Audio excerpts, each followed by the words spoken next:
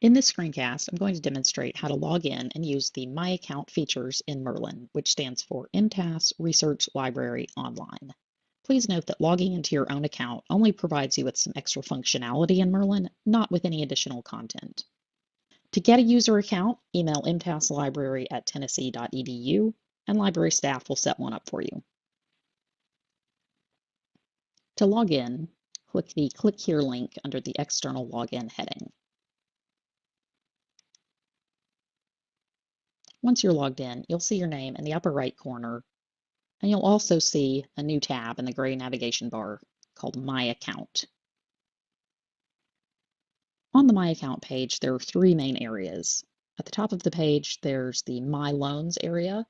Here, you'll see the titles and due dates of any physical items, such as print books, that you have checked out. Next, there's a drop-down list where you can see saved searches and lists. Saved searches are created by MTAS staff and shared with our users. You yourself can create and save lists on different topics as well, and I'll walk through how to do that in a moment. Finally, there's the My Cart area. Saving items to your cart will put them here for future reference. I'll demonstrate that as well. Going back to the MRLn homepage, I'm going to do a search for the phrase First Amendment.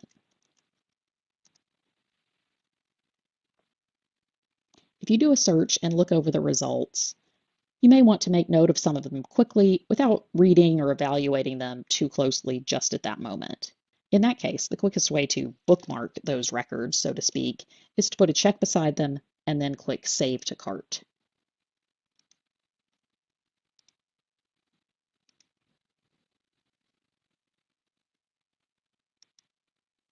That stores those records in the My Cart area on the My Account page. On the other hand, if you're going to be doing research on multiple topics and you want to keep track of things in a more organized way, you can create lists of resources. To do that, I'm going to open this particular record, and then I'm going to click Saved List Options above the record. I'm going to create a new saved list by clicking Add. Then I'm going to give the list an ID. Then you can give it a longer, more descriptive name if you want to. You can also add notes. Then you click Save to save that list, and it will save this particular record onto that list. I go back to the results. I can open another record and add it to the list by clicking Save List Options. And make sure that the correct list is selected here. If I've got more than one list already, I may have to change this. But First Amendment is selected in this case, and that's what we want. So I'm going to click Add to add this record to that First Amendment list.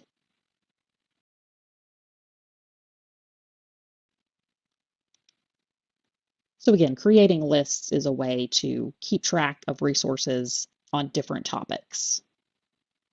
Back on the My Account page, I now see that the three items I'd added to my cart are listed there.